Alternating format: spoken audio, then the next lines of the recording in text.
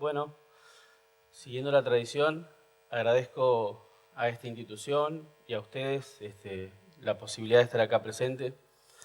Uno podría quizás, habiendo escuchado a los demás compañeros y colegas y gente, presentarse quizás por lo que no es, o por lo que es, o por lo que uno cree que es, o por lo que uno no cree que es, o como uno cree que lo ven. Y en definitiva, yo elegiría presentarme por lo que creo que soy, más allá de cómo me ven. Diría brevemente que soy hijo, o creo ser un hijo de un cruce de los Andes, porque mi papá en los años 50, siendo muy joven y con algunas ideas medias locas, se fue para Chile, enamoró a una mujer, y bueno, uno de esos resultados de ese amor fui yo. Y nos vinimos muy inmediatamente a Argentina. Empezamos a vivir en San Juan. Luego nos trasladamos a Chile nuevamente, de ahí a Argentina nuevamente. Y yo después, en la adolescencia, me fui a Suecia. Y de Suecia volví a Argentina y aquí estoy. Si me definiera por las mudanzas, seguramente tendría mucho en común con todas las personas, porque siempre en nuestra vida ha habido alguna mudanza, más chica, más pequeña, más lejos, pero digamos, eso no me caracterizaría a mí, o sea, como siguiendo lo que dijo Leo esta mañana, la vida única, ¿no? La vida personal. Yo preferiría, porque así ha sido mi experiencia, que la vida en las mudanzas me ha encontrado esa vida única con diferentes momentos históricos que me tocaron vivir.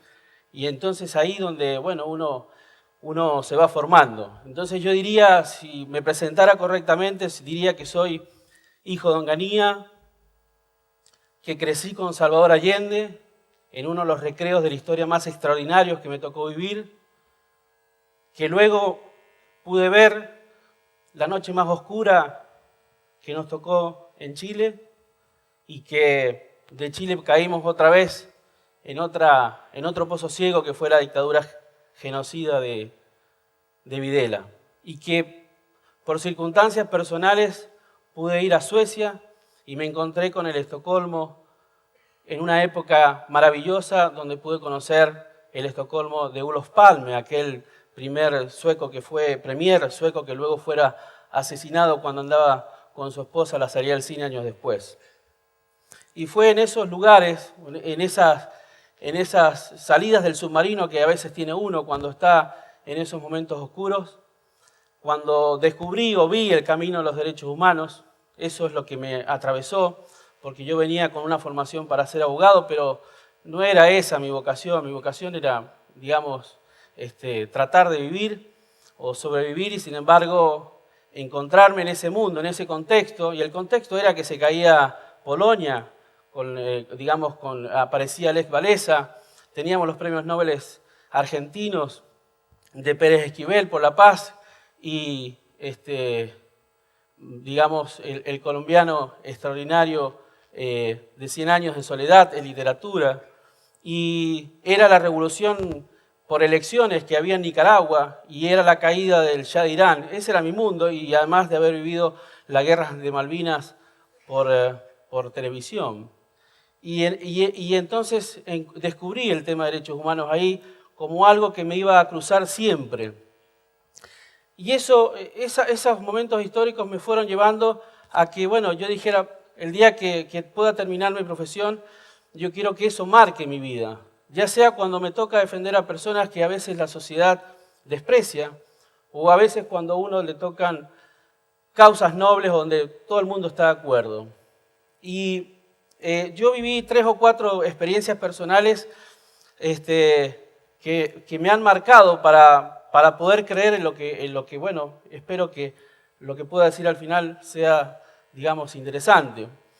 En mi vida profesional, cada vez que he venido a Buenos Aires, a la Corte Suprema de Justicia de la Nación por algún trámite, siempre paso por un mármol que hay ahí, porque ahí están los nombres de los 122 abogados detenidos desaparecidos en las peores épocas de Argentina. Y ese ejemplo de abogados que simplemente por presentar un escrito están desaparecidos, fueron torturados o murieron, a mí marcó, porque esas personas prestaron el servicio más alto en la defensa o en el ejercicio de su profesión. Yo no conozco a muchos de ellos, no sé lo que pensaban ni sé lo que hacían, solo sé que llevaron el honor más alto de su profesión al representar a su cliente y lo pagaron muy caro. Cada vez que me ha tocado asumir o jurar por algún acontecimiento, siempre lo hago recordando a esos 122 compañeros, que repito, no sé en la mayoría de ellos en qué militaban ni lo que eran, pero sé que me representan a mí como el ideal de una persona que da lo mejor que tiene por prestar un servicio. Viví dos experiencias personales, digamos, en el ejercicio de la profesión, dos que fueron en Washington, asistiendo a la Comisión Interamericana de Derechos Humanos por casos particulares, pero mis experiencias fueron viendo los otros. Yo iba por mis casos y de repente me tocó compartir una audiencia como público de un colectivo de abogados colombianos que iba a reclamarle a Colombia por las actividades de los paramilitares. Y esa delegación, que la presidía una chica muy joven con la cual habíamos estudiado hace poquito en una universidad, pidió disculpas porque su presidente no podía venir. Pero lo que había pasado era que días antes los paramilitares los habían secuestrado a su presidente. Y un día antes de su viaje, como muestra de lo que lo tenían, le enviaron una oreja de ese presidente al colectivo de abogados. Y esos compañeros fueron y testimoniaron. Podrían haberse quedado en su casa, podrían haber dicho yo no voy. Sin embargo, vuelvo a decir, ese ejemplo de en las peores circunstancias de decir este es mi testimonio. Lo volví a vivir en otra audiencia extraordinaria, histórica, que se dio en ese lugar en Washington, cuando se dieron las audiencias de Guantánamo. Porque todo el mundo hablaba de Guantánamo, pero en Guantánamo no habían familiares de los presos, no habían periodistas, y estaban ahí supuestamente las personas más malas del mundo, es decir, las personas acusadas de haber hecho el atentado terrorista más grave en la historia de Estados Unidos, que nadie justifica, o por lo menos yo no justifico para nada. Pero Guantánamo se conoce en esas audiencias porque fueron los abogados que dijeron, mire, esto le pasa a mi cliente es lo peor de la sociedad, pero eso no significa que mi cliente tiene que estar torturado, eso no significa que mi cliente tiene que estar durmiendo 72 horas o despierto o en posición encadenado días y días. Y fueron los abogados los primeros testigos y se enfrentaron al sistema norteamericano y levantar la voz como abogado por una persona que consideraban como una lacra social, que se los va a condenar a muerte, había que tener mucho coraje para salir de la casa y enfrentar un micrófono. Y ellos lo hicieron. Y Guantánamo hoy día sabemos lo que es gracias a esos abogados. Entonces, mi homenaje a esas personas, como lo digo, que vengo repitiendo. Y esto lo aprendí en la única experiencia personal que quiero contar, cuando yo creí que era el día profesional más importante de mi vida, que fue por allá el año 97, porque yo alegaba o me tenía que hablar frente al tribunal más importante de América Latina, que es la Corte Interamericana de Derechos Humanos, en un caso grave de desaparición forzada de personas en Mendoza. Un 20 de enero del año 97, la audiencia era a las 11 de la mañana, y mi compañera me llama a las 9 y me dice, tu papá murió. Obviamente fue muy duro. Yo dije, ¿qué hago acá? Me tengo que volver. Y tomé esa decisión de mirar al espejo y decir, tus clientes te esperan hoy. No hay otra posibilidad, la audiencia no se puede posponer y hay que ir. Así que fui al tribunal, le expliqué al tribunal lo que había pasado, pedí dos cosas. Una, que tenía que hablar sobre mi caso, y me retiraba, o sea que no iba a quedarme a las réplicas y dúplicas que se acostumbran a hacer ahí. Y pedí por favor que esta noticia no incidiera en la sentencia. O sea que, digamos, el juicio es el juicio. En agosto de ese año salió la sentencia y gané el juicio. Obviamente esa sentencia tuvo y tiene un solo destinatario. Y entonces ese ha sido mi camino con este tema del compromiso de la defensa de los intereses que el cliente me delega. Obviamente uno se mueve en la vida como abogado entre el secreto de sus ojos y el carancho, ¿no? Digamos, y en forma intermedia con lo que cada uno puede representar o los miles de chistes que existen sobre nuestra profesión y nuestra condición. Pero bueno, uno es uno y entonces deben hablar bien o mal de la persona, que es lo que yo creo. Hoy ya estoy acá porque la gente de TED me convocó porque yo estoy metido en un juicio que es el juicio de Marita Verón. Marita Verón era una chica, o es una chica, perdón, disculpe, no dicho era, es una chica de 23 años de edad que fue secuestrada un 3 de abril del 2002 de las puertas de su casa en Tucumán. Y la lucha extraordinaria de su madre, Susana Trimarco, ha hecho que el caso de Marita Verón sea algo insólitamente importante desde el punto de vista institucional, mediático, porque su madre en su lucha, pateando prostíbulos, amartillando puertas de gobernadores, descubrió que su hija no solamente fue secuestrada, sino que fue sometida a una red de prostitución y que fue intercambiada entre las provincias, al menos de Tucumán y La Rioja, y en eso estamos nosotros. Yo represento a la mamá de Marita Verón. Entonces, lo que yo voy a hacer ahora en estos pocos minutos, y antes de que Iván amablemente me muestre el camino de salida, es decirles a ustedes lo que yo voy a hacer el día que ese juicio termine, que es lo que hace un abogado cuando finaliza el alegato, es decir, el abogado expone, dice sus últimas palabras y analiza la prueba y trata de convencer al juez. Entonces, yo solamente voy a hacer como una especie de avant-premier, que ruego no se lo digan a nadie, y menos a la defensa, para que, digamos, vean lo que voy a tratar de hacer una pequeña introducción de un expediente que tiene más de 53 tomos, más de 150 testigos, y es un alegato que podría durar entre 3 y 5 horas, y si es malo, es doblemente largo. Entonces, lo que voy a hacer es solamente una pequeña introducción de lo que quiero decir ese día, y les prometo que digo la verdad, porque lo voy a hacer ese día, obviamente en otras circunstancias, pero voy a entonces a decirles lo que le diría al juez en ese momento donde me toca discutir con alguna ventaja que la defensa no está presente y a lo mejor ustedes no conocen totalmente el caso.